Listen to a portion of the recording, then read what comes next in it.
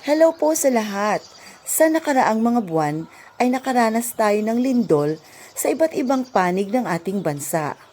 Kaya nga, nagkaroon kami ng inspirasyon na gumawa ng evangelistic tract tungkol dito na ang title ay Lindol?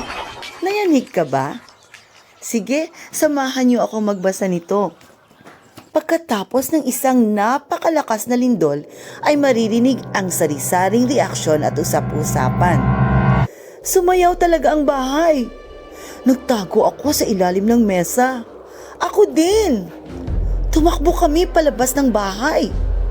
Oh, saan daw ang epicenter? Nagdasal kami.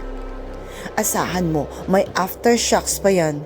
Naku, baka magka-tsunami. Mga katanungan, lahat nagulantang, lahat na bahala.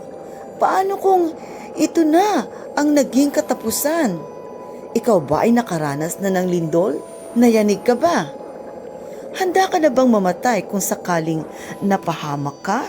Sabi sa Salmo 16 verse 8, alam kong kasama ko siya sa tuwina. Hindi ako matitinag pagkat kapiling siya. Kaya't ako'y nagdiriwang, puso't diwa ako'y nagagalak. Hindi ako matitinag sapagkat ako'y panatag. Pisikal man o espiritual na pagyanig, tayo ay payapa kung may relasyon tayo sa Diyos na lumikha ng lahat. So ano na ngayon ang paraan para maligtas?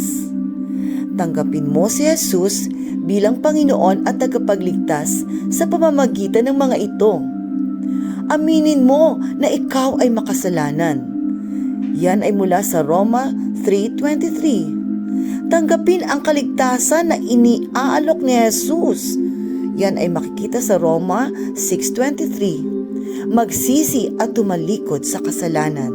Mga Gawa 2:38. Kung ready ka na, sundan mo o manalangin ka ng ganito. Panginoong Jesus, patawarin niyo po ako at linisin sa pamamagitan ng iyong dugo. Tinatanggap kita bilang aking Panginoon at tagapagligtas.